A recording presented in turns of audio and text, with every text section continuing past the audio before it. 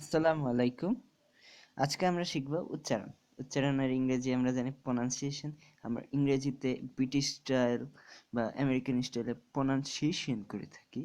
তো আজকে আমরা বাংলা স্টাইলে প্রনাউন্সিয়েশন শিখব এবং বাঙালি হতে হলে যেভাবে করে আমাদের উচ্চারণ করা লাগে সেভাবে করে আমরা উচ্চারণটা শিখব। এবং এটা অবশ্যই এইচএসসির একটি বিষয়। তো অবশ্যই শিখব। তো আজকে যে বিষয়টা নিয়ে শিখব সেটা হচ্ছে অন্ত, এর ৫টি নিয়ম। আমি বিষয়গুলোকে এমনভাবে সাজানোর চেষ্টা করেছি যেন এই ৫টি নিয়ম দিয়েই অন্তয়ের সবগুলো নিয়মকে আনা যায় বা উচ্চারণটা সঠিকভাবে শেখা যায়। তো এই টপিকে আমরা অন্ত এর ৫টি নিয়ম শিখব। তো আপনারা অবশ্যই এগুলো নোট করে ফেলবেন।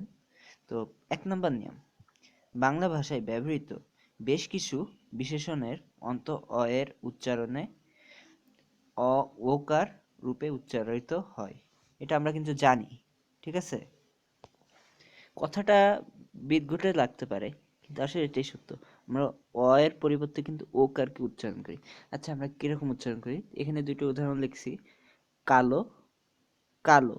এনে এখানে যে কালো লিখেছি, এটাকে এটাকে উচ্চারণ করি আমরা কিভাবে করি? কালো। ভালো, আমি আসলে অনেক ভালো, তো সেটাকে আমরা হচ্ছে ভালো, ভাল বলি না, কিন্তু ভালোই বলি। তারপরে আর কি আছে? শাল, শালো, কালো, মালো, মাল, মালো। মানে যেভাবে হোক আমরা ও কারটাকে উচ্চারণ করি সবার লাস্টে, এটা আমরা জানি। আচ্ছা, এবার দ্বিতীয় নম্বর নিয়মে আসি এবং এটা খুবই মজার একটি নিয়ম। বাংলা ভাষায় ব্যবহৃত দ্বিরুক্ত শব্দ বিশেষণ রূপে উচ্চারিত হয়। দ্বিরুক্ত শব্দ কি সেটা আমাদের জানতে হবে। যেসব শব্দ দুইবার দুইবার করে উচ্চারিত সেরকম, যেমন কাদো কাদো, কাদ কাদ। আমি বলি না, সে কাদো কাদো চোখে এসে আমার কাছে আসিল। মারো মারো অবস্থা একটা, জ্বালাও জ্বালাও অবস্থা।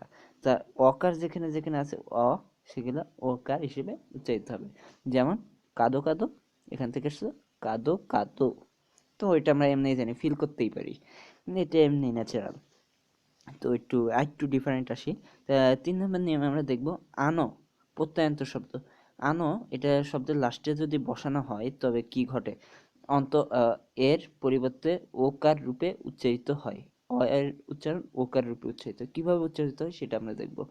করানো মানে কর ছিল, তার সাথে আন প্রত্যয় যোগ করে কর প্লাস আন ইজ ইকাল টু করান। তা সেই করানকে আমরা কিভাবে বলি? করানো। উম, কি করানো হতে পারে? কিছু দেখানো হতে পারে, দেখান থেকে আমরা এখানে বলবো দেখানো। মানে দেখানো হয় বা করানো হয়। ব তারপর লয়কার দন্তন্য, বলান থেকে এখান থেকে হবে বলানো।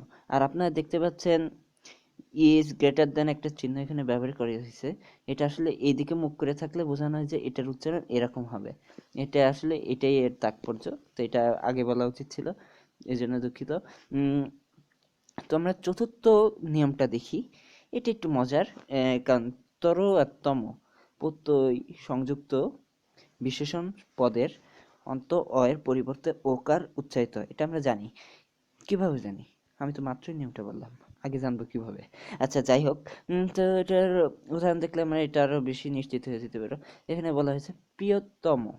আচ্ছা, আমরা প্রিয়তম, উচ্চতম, নিম্নতম, কত রকম তম যে সারাদিন ইউজ করি তার পাত্তা আসলে আর জানি না। তো যাই হোক, তো এই প্রিয়তমকে কিন্তু আমরা বলি প্রিয়তম। আচ্ছা, তাহলে তমর একটা দিলাম। ঊর্ধ্বতম, নিম্নতম, ঊর্ধ্বতম হয়?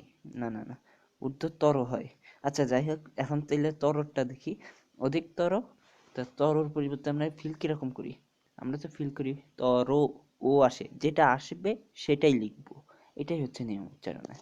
তো ৫ নাম্বার, শব্দের শেষে হ থাকলে অন্ত এর পরিবর্তে ওকার রূপে উচ্চারিত হয়। আচ্ছা, সবগুলাই তো ওকার রূপে উচ্চারিত হচ্ছে, এটা এমনি মনে রাখা যাবে। আপনি যদি প্র্যাকটিস করেন তাহলে সবসময় যেটা ফিল করবেন সেটাই লেখার চেষ্টা করবেন। তো এগুলো আপনারা ফিল করতে পারেন। তো এটা না বোঝার কোনো ব্যাপার না। না, বোঝার কোনো ব্যাপার না। তো যেমন বিবাহ, হো, মানে এখানে ওকার আসছে, তো এটা আসবে, তাহলে এটা এভাবেই হবে। তারপর মোহ, মোহ, মোহ আসছে, তো এটা মোহই হবে। এরকম এরকম আরও কয়েকটা আসতে পারে, তা আমি আর উদাহরণ বললাম না। আপনি এটার একটা উদাহরণ কমেন্টে লিখবেন, আমি সেই আশায় নিয়ে আসি। এবং ভিডিওটা ভালো লাগলে অবশ্যই আরেকটা ভিডিও দেখার জন্য অপেক্ষা করেন।